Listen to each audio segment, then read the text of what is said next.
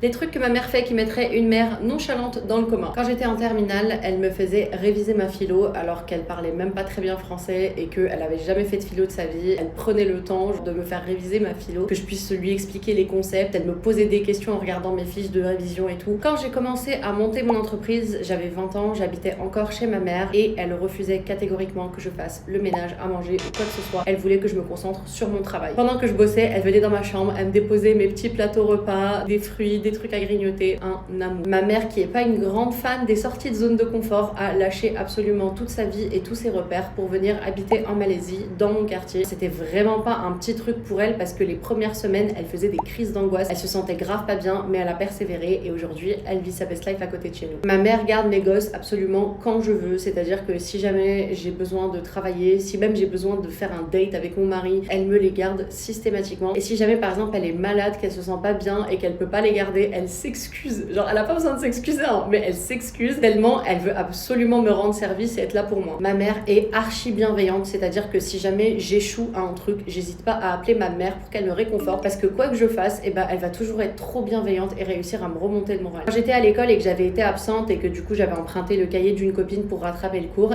c'est ma mère qui réécrivait le cours pour que j'ai pas trop de travail ce soir-là. Même si je gagne bien ma vie et que je peux gâter ma mère, elle est toujours en train d'éviter que je dépense de l'argent. À chaque fois qu'on va au resto, elle fait en sorte de prendre le plat le moins cher. À chaque fois qu'on sort, elle fait genre de rien vouloir pour ne pas dépenser. Ma mère est tellement à l'écoute de ses enfants que même quand je tape ma meilleure performance pour faire genre que je vais bien, si jamais je suis triste ou déprimée, elle le voit tout de suite. Elle voit clair dans mon jeu et elle voit tout de suite, elle me dit toi t'es triste, toi t'es pas bien. Ma mère veut tellement me faciliter la vie que quand elle garde mes enfants le week-end et qu'elle me les renvoie le dimanche soir, elle fait en sorte d'avoir préparé à manger pour la lunchbox de mon fils le lendemain matin pour que j'ai pas à cuisiner. Quand j'ai voulu lancer mon entreprise et qu'il a fallu que j'annonce à ma mère que j'allais lâcher les études en sachant que j'étais censée être la première diplômée de la famille et que ça allait être une grande fierté pour elle, elle était au début très déçue et puis elle m'appelle en me disant même si je comprends pas très bien ton projet, je suis sûre que ça va être une réussite parce que c'est toi qui le fais. Pendant la période avant mon mariage, ma mère venait tous les jours se poser sur la chaise de mon bureau, elle me regardait comme ça et elle pleurait et ensuite elle partait de la chambre.